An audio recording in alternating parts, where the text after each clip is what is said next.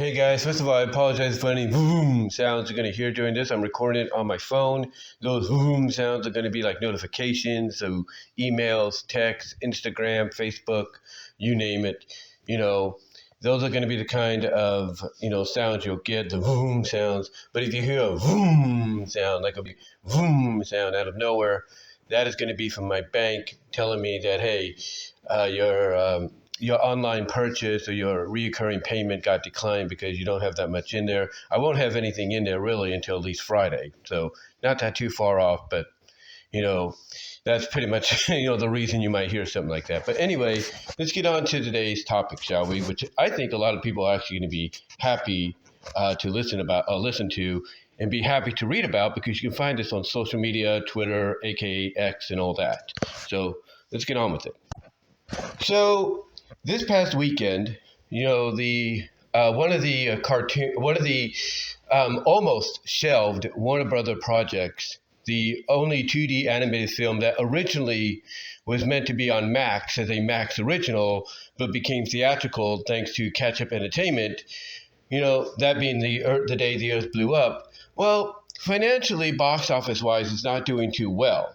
I mean, it's doing decent. If you want to look at it from that perspective, like it's doing, a decent run for the time it's, it's on the big screen. But word going around is that they're planning, Ketchup Entertainment that is planning to remove the film as early as, tomorrow from theaters. One of the reasons, ironically, or not so ironically, and coincidental or not so coincidental. One of the reasonings being, that theaters want to make room for the Rachel Zellweger, Gal Gadot, Snow White movie. That's the reason. And believe me, I've already heard, and read that some people are not too thrilled at the fact that the day the Earth blew up is only going to be in theaters for at least a week, and that it's going to be out of theaters because, they want to make room for Disney's Snow White remake, the controversial one with Rachel Zellweger and Gal Gadot in the roles, but mostly Rachel Zellweger, easy for me to say, as Snow White. Fans are not too thrilled about that. It's like you're not giving it a chance and all that. Although there are some that will come out and say, well, they did kind of give it a chance. They let it have a theatrical run for at least a week. Just be happy about that. And, oh, by the way, if you don't catch it in theaters, you'll probably be able to catch it, digitally and physically within the next month or two. Thanks to Ketchup Entertainment and Warner Brothers, because they're going to be distributing it within a month or two, digitally and physically in April and May. Well, digitally would assume it's going to be, in May. I mean, not May, but in April. Digitally, the digital release will assume it's going to be in April, probably just in time for Easter. And then basically following that, you're going to get the physical release in May. But that's what's going on there. But here's what's interesting, though. It seems that even though they haven't made that big of a financial box office gain, so far, not just, regionally, and nationwide, nationwide-wise, if you will, even though it hasn't made a big budget, box office budget, domestically, that's the word I'm looking for, domestically, if not internationally, it seems to have done well enough financially to where Warner Brothers is now considering, this is a report from Toon Hive and a lot of other sources, and even the discussing film. This is a report going around that Warner Brothers is now considering licensing out, distributing, distributing licensing of Coyote versus Acme to Ketchup Entertainment. That's right. It seems Ketchup Entertainment impressed Warner Brothers. This is my take. I haven't read the whole article yet, but apparently Ketchup Entertainment, I guess, impressed Warner Brothers enough, at their willingness to say, hey, we'll distribute The Day the Earth Blew Up for you if you don't want to. It seems they impressed them well enough to where they're like, hey, since you did that, would you like to do Coyote versus Acme? Because obviously they're hearing day by day, minute by minute, week by week, month by month, that everybody, not just fans, but those that have worked on Coyote versus Acme and those within Hollywood that love Looney Tunes and heard good things about this movie, obviously they're realizing that, okay, maybe we do need to unvault this and let the world see it for at least a limited time.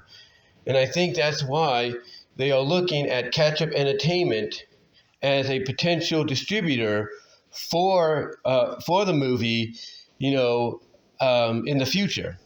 And they're willing to sell it to them for they're willing to sell the distributing license to them, not being Warner Brothers, to Ketchup Entertainment. They're willing to sell the distributing license to them for $50 million. That's right, $50 million. Now, you got to realize this is a film that the plot centers around Wile E. Coyote, suing the Acme Corporation for all the faulty Acme, gadgets and stuff that he's used throughout the decades, throughout the half century, to try to, capture the Roadrunner. Yeah, that's basically what the plot is. He is planning to sue the Acme Corporation for all the faultiness that these gadgets and devices and things that he's bought from them to capture the Roadrunner failing. And this has been going on. If you look at it from the cartoon historic, section, it's been going on since what, like 1949? 1949? It's basically been going on for like 76 years, which is over half a century, or, close to almost a century, 24 years away from a century. But yeah, it's been going on for well over half a century and everything. Basically 75 years plus. And that's what the story is going to be about. And it's got an interesting cast along with it.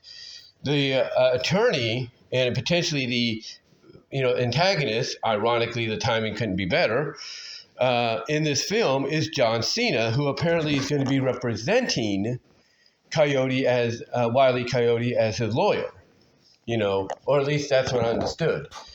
So basically that's the premise of the story, and basically one of the mega stars, or one of the big stars that's going to be starring in it, to kind of help progress the story, as it goes along.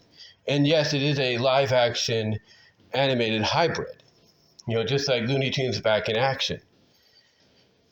And unfortunately, as of right now, Warner Brothers decided, look, we can't afford to put it out there. We can't afford the potential loss. Let's just vault it. Let's just shelve it, be done with it.